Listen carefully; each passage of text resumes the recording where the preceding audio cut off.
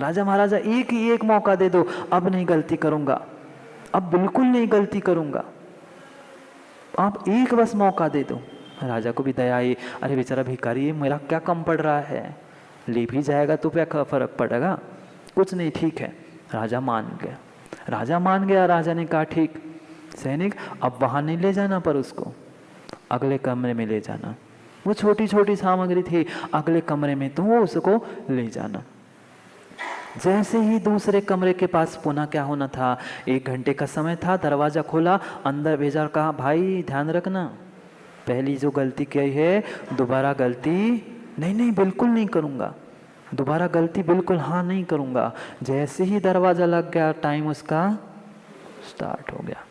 जैसे ही अंदर पहुंचा, राजा का खजाना था, हमारे जैसी कुटिया के छोटे छोटे कमरे थोड़ी थे, इससे भी बड़े बड़े हॉल उसके पास खजाने से भरे हुए।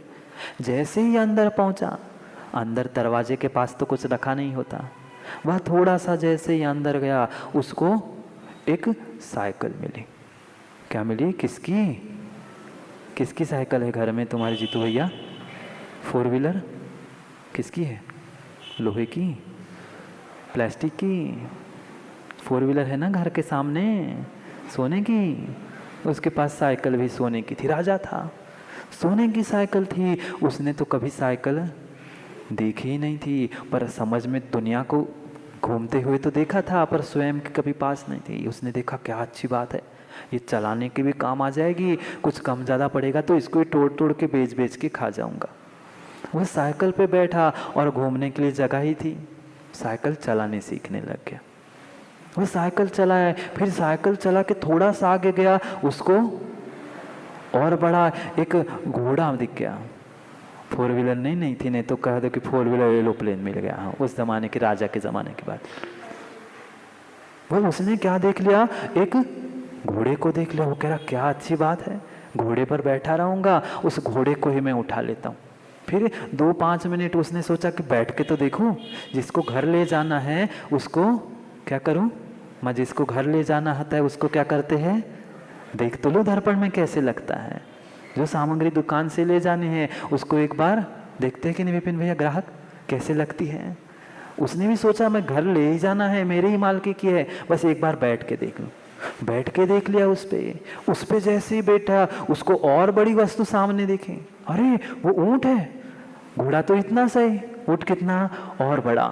ऊंट पे जाके बैठा, ऊंट पे जाकर बैठा है, ऊंट पे बैठा ही था, उसको हाथी दिख गया। वो कहता अरे क्या है, साइकिल घोड़ा ऊंट, मैं हाथी ही ले जाऊंगा।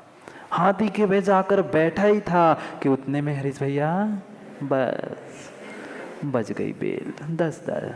अब जैसे ही घड़ी बस समय हो गया, गेट खुल गया, सैनिक आया तलवार लेके, चल समय हो गया। नहीं मैं कुछ तो उठाने दो, दूसरा मौका छूट जाएगा। नहीं अब नहीं मौका, मौका एक बार मिला, दूसरी बार मिला, मौका तुमने गमा दिया, गमा दिया। अब तुम चौका लगाओ चाहे डांस करो, चांस अब नहीं मिलेगा, समय हो गया। नहीं छूना भी नहीं। खींचकर बेचारे को बाहर ले आया, खींचकर बेचारे को बाहर ले आया। फिर क्या था, फिर हाथ जोड़ लिए, फिर पैर पड़ लिए राजा के। राजा आप कितने महान, कितने दयालु, कितना अच्छा काम आपका, सबको आप ऐसा करते हो। क्योंकि क्या चाहिए था संजय भैया, काम था तो बटरिंग शुरू हो गई थी। कर रहा था बार बार निवेदन, राजा इतना 2 मौके दे दिए, अब नहीं भूल करूंगा, क्षमा कर दो, आप कितने बड़े हो, इतना छोटा सा आपका जाएगा तो क्या जाएगा, कर दो ना, कर दो ना, आपने तो बुलाया था और आपके दरबार से फिर खाली जाऊंगा, अच्छा लगेगा क्या। उल्टा राजा को ही उलाना दिए, क्या आपने ही बुलाया और आपके दरबार से खाली जाऊंगा, आपको अच्छा लगेगा क्या। अब राजा को भी दया आई, ठीक है सही कह रहा है, मैंने बुलाया है, अब मुझे देना ही पड़ेगा तीसरा मौका, मैं नहीं बुलाया क्या कर। तीसरा मौका दे दिया, पुनः सैनिक से कह दिया कि जाओ तीसरे दरवाजे पर उसको तीसरे खजाने में ले जाओ, तीसरे खजाने में ले जाओ। वह गया तीसरे खजाने पे, तीसरा, अरे समय तो हो गया, समय हो गया। जैसे ही तीसरे दरवाजे पर पहुंचा, अभी तो बात पूरी हुई नहीं मिथ्या दृष्टि की। जैसे ही तीसरे दरवाजे पर पहुंचा, अंदर गया, अंदर जाकर उसने क्या देखा, जैसे ही अंदर गया तीसरे दरवाजे पर वह बहुत सारी वह आभूषण पहनी हुई नर्तकियां थी। सोने चांदी जवाहरात उससे बने हुए वो वस्त्र और उन अलंकारों से सुसज्जित नर्तकियां थी। वह उसने सोचा 2 घंटे हो गए कमरे में घूम घूम के, एक तो 5 मिनट इनका डांस ही देख ले। चांस मिला था ना, डांस देख रहा था। उसने कहा चांस मिला है डांस देख लो। कब कब ना नृत्य देखने मिलता है, लोग पैसे देकर नाच गाना देखने जाते हैं, मुझे फ्री में मिल रहा है, थोड़ा सा देख लो, थोड़ा सा देख लो। देखते देखते वो इतना उसमें मशगूल हो गया कि भूल गया कि समय की भी कोई सीमा थी। इतना मशगूल हो गया, किस लिए भेजा था? चाहे तो नर्तकी ले जाओ, गहने ले जाओ, सब कुछ रखा था, पर वो गहनों को और नर्तकी को कम देखता रहा। किसको देखता रहा? दुकान में भी क्या देखते हो, वस्त्राभूषण कम देखते हो और जिस पे लगे होते उसको ज़्यादा देखते हैं लोग। नहीं देखते क्या? जिस स्टैचू को लगे रहते उसको ज़्यादा देखते हैं लोग। ऐसे ही हुआ बेचारा, वह गहने अलंकार उसको तो उठाना वो भूल ही गया। किसको देखता रहा? सावन नर्तकी करना, डांस देखता रहा। फिर क्या हो गया? फिर समय हो गया, फिर समय हो गया, फिर सैनिक आया, फिर ले गया, फिर राजा के पास, फिर एक बस अब नहीं, इसके बाद बिल्कुल नहीं कहूँगा, पक्का पक्का नहीं कहूँगा, पर एक मौका और दे दो। फिर राजा तो राजा था बेचारा, ठीक है क्या, कोई बात नहीं, भेज दो चौथे खजाने में, चौथे खजाने में भेज दो। उसने जैसे ही चौथे खजाने में गया, समय शुरू हो गया, दरवाज़ा बंद हो गया। इधर वो घूम रहा था, मैं क्या उठाऊं, कौन सी सामग्री उठाऊं? पहले से दूसरे में बढ़ी, दूसरे से तीसरे में कीमती, तीसरे से चौथे में बढ़े। वहाँ उसने देखा एक सोने की कुर्सी थी, सोने की चेयर बनी थी। उसने कहा इतना थका हूँ, 2 मिनट बैठता हूँ। बैठा, सोने की कुर्सी और वो गद्दे भी मखमल के लगे थे। बैठ के देख लिया, देखते कि नहीं, कुछ सामग्री लेना है तो बैठ के देख लिया, हाथ लगा के पहले ऐसे ऐसे देखते, फिर बैठ के फिर बैठ के देखा। उसने वैसे ही देखा, वो तो कुर्सी उसने कहा छोटी पड़ रही है, कुर्सी छोटी पड़ रही है संजय। उसने क्या किया, बहुत बड़ा सोफा था, पलंग था, उस पर जाकर बैठ गया, उस पर जाकर बैठ गया। और जैसे ही बैठा, 3 घंटे से बेचारा घूम रहा था, कभी इधर कभी उधर कभी उधर। वो नर्तकी का डांस देख के भी बेचारा थक गया था। वह अब चौथा घंटा शुरू था ना, वह जैसे ही पलंग पे बैठा, हम भी क्या करते हैं युवा, हम भी क्या करते हैं, पहले ऐसे ही पढ़ते हैं, फिर थोड़े से ऐसे हो जाते हैं, फिर थोड़े से टिक जाते हैं, फिर थोड़े से पैर फैला जाते हैं, फिर फैले ही जाते हैं। उसने भी पहले कुर्सी पे बैठा, फिर सोफा, फिर पलंग, थोड़ा टिक जाऊं, थोड़ा टिक जाऊं, पैर फैलाऊं, हाथ फैलाऊं, इतना करते करते 1 घंटा फैले ही गया। जैसे ही वो पलंग पे फैला, उतने में घंटी बज गई, घंटी बज गई। जैसे ही घंटी बजी, फिर आना सैनिक, फिर आया सैनिक। किसकी बात चल रही थी सचिन भैया, किसकी बात चल रही थी? दूसरी कोई भिखारी की बात नहीं चल रही थी। 4 मौके हमें ही मिले थे, 4 मौके हमें ही मिले थे हरीश भैया। बचपन हमारा खिलौने में गया, वह किशोरावस्था गाड़ी चलाने में गई, युवावस्था नर्तकी अवस्थियों के पीछे गई, और वृद्धावस्था रमेश दादा सोने में चली गई। 4 मौके हमने गमा दिया 1 मिनट। 4 मौके हमने गमा दिए, 4 मौके हमने गमा दिए बचपन में खिलौने के पीछे, और फिर थोड़े से बड़े हुए गाड़ी घोड़ा उस वाहनों के पीछे, फिर किसके पीछे सचिन भैया? देवी के पीछे, फिर सोने के पीछे। सोने जैसे समय को हमने बर्बाद कर दिया।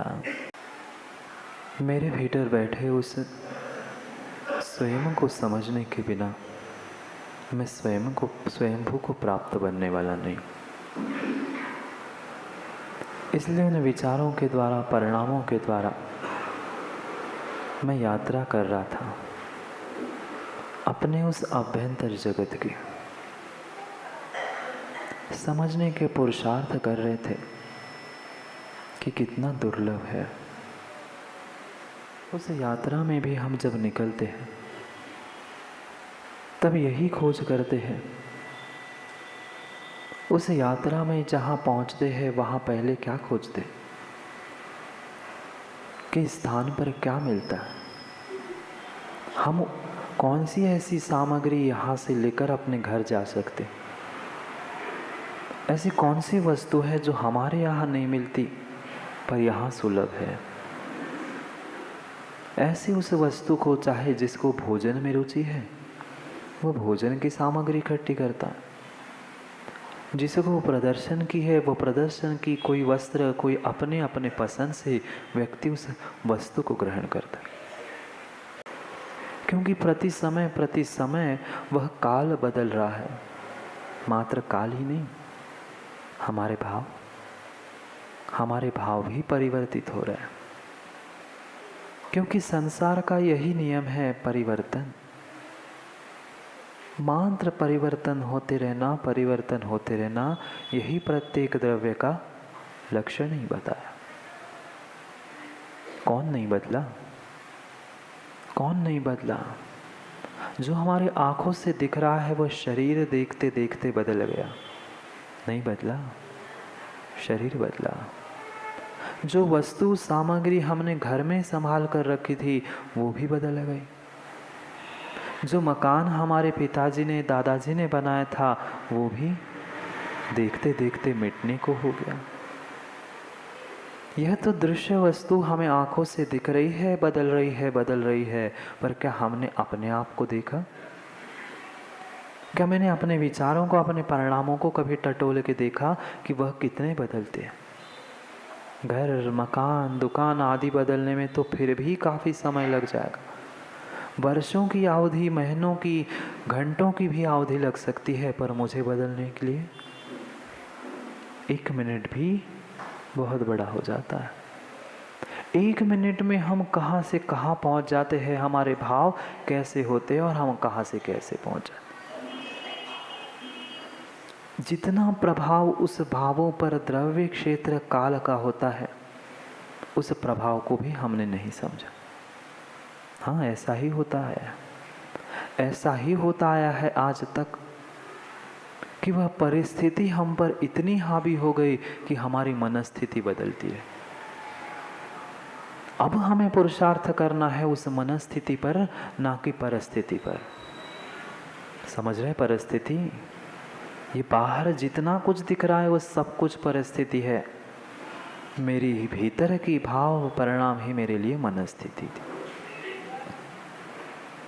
उन विचारों के द्वारा मैं इस मनस्थिति को ठीक करने का ही पुरुषार्थ कर रहा था कि कैसे उस अपने मनस्थिति को मैं ठीक कर दूं। जब तक मनस्थिति ठीक नहीं होगी तब तक हमारी परिस्थिति भी बदलने वाली नहीं है। स्वयंभू बनना है ना, तो पहले मनस्थिति बदलो। पहले जो मेरे ऊपर उस परिस्थिति का पगड़ा है, उसका जो जोर, उसका जो प्रभाव मेरे ऊपर है, पहले मुझे उसको दूर करना होगा। ऐसा ही हुआ। जिनके साथ हम रहते गए उनके ही जैसे हमारे भाव, हमारे परिणाम भी होते कि नहीं? उन निम्न दर्जा के लोगों के साथ हम रहते हैं तो उसके भाव, उसके परिणाम जैसे होते हैं वैसे मेरे होते। बोलने की भाषा तक बदल जाती है। जिनके साथ रहते हैं, जो व्यक्ति लेबर के साथ अधिक रहता है उसकी भाषा देखना बदलती है कि नहीं? और जो व्यक्ति स्वाध्याय करता है, देव शास्त्र गुरु के चरणों में रहता है, उसकी भी भाषा जितु है या बदल जाती है, बदलती है कि नहीं? भीतर का ज्ञान शब्दों से समझ में आ जाता है। समझना है उन परिस्थिति ने कितना कितना गहरा प्रभाव मेरे ऊपर छोड़ा है। मात्र एक नहीं, द्रव्य, क्षेत्र, काल और भाव। बगल में बैठे हुए द्रव्य भी मुझे प्रभावित करता है। करके देखा कभी अनुभव? नहीं देखा हो, करके देखना। बगल में कोई रोगी, दुखी, कष्टी आदमी बैठा है, 1 घंटे बाद आपके भी परिणाम देखना बिगड़ने लग जाएंगे। हाँ, ऐसा होता आया है और होता है। और जो व्यवस्थित स्वयं में ही अच्छा है, ऐसे व्यक्ति के चरणों में बैठ जाओ तो अरे देवशास्त्र गुरु के पास आकर क्यों भाव बदलते हैं? क्यों गुरु के पास आकर हमारे भाव बदल जाते हैं? गुरु आशीर्वाद दे नहीं दे तो आप लंबे समय तक बैठोगे, नियम से बदल जाओगे। पर बैठना तो सीखे। उन अच्छी वस्तुओं का तो प्रभाव हम पर बहुत कम पड़ता है, पर थोड़ी सी बुरी वस्तु, कोई खराब वस्तु, हम तुरंत उसमें बह जाते हैं, तुरंत प्रभावित हो जाते हैं। समझा रहे हैं आज कुंद कुंद स्वामी आगे कि कैसे उस द्रव्य क्षेत्र और काल का प्रभाव मेरे ऊपर पड़ा। काल तो खोटा है ही, है कि नहीं? सबको ही पता है। ब्रांडेड के पीछे पड़े थे, ब्रांडेड के पीछे पड़े थे, ब्रांडेड पंचम काल में आ गए। सामान्य कहाँ चलता है हमें? उस अवसर्पणी काल में भी वह हुंडा अवसर्पणी काल, पांचवा काल अवसर्पणी में, वो भी हुंडा अवसर्पणी पांचवा काल। कितना पुण्य किया होगा ना हम सब ने मिलके, कितना पुण्य हमने किया होगा कि खोटे काल में, पंचम काल में, वो भी हुंडा अवसर्पणी काल में आना। समझो, ये साक्षात प्रमाण पत्र है कि मैंने कुछ पाप किया था, इसलिए यहाँ बैठा हूँ। अभी भी नहीं संभल पाएंगे, अभी भी नहीं समझ पाएंगे, तो कभी भी संभलने वाले नहीं हैं। क्योंकि काल, छठे काल में जाना है ना। पंचम काल की ही लीला ऐसी है, पंचम काल की ये ऐसी लीला है। क्या हो रहा है नहीं दिख रहे हैं? पूरे वह तुम्हारे अखबार चाहे न्यूज़ चैनल हो, सब कुछ किसे रंगीन मिलते हैं? पापों के अलावा कुछ दिखता है? नहीं। कितने पाप कुंद कुंद स्वामी वही कह रहे हैं कि वह काल का, हुंडा अवसर्पणी काल का, अवसर्पणी काल का इतना प्रभाव मेरे भीतर है, जिसके साथ रहते हैं उसके जैसे भाव होते हैं। छोटे लोगों के साथ रहो, छोटे ही विचार होते हैं। हाँ, हम तो अनुभव कर रहे हैं। जिस स्थान पर रहते हैं उस स्थान का भी प्रभाव, क्षेत्र का भी प्रभाव रहते हैं। क्षेत्र की वर्गणाएं भी रहती है, वो इतनी मुझे प्रभावित करती है कि मैं अपने मनस्थिति को भूल जाता हूँ।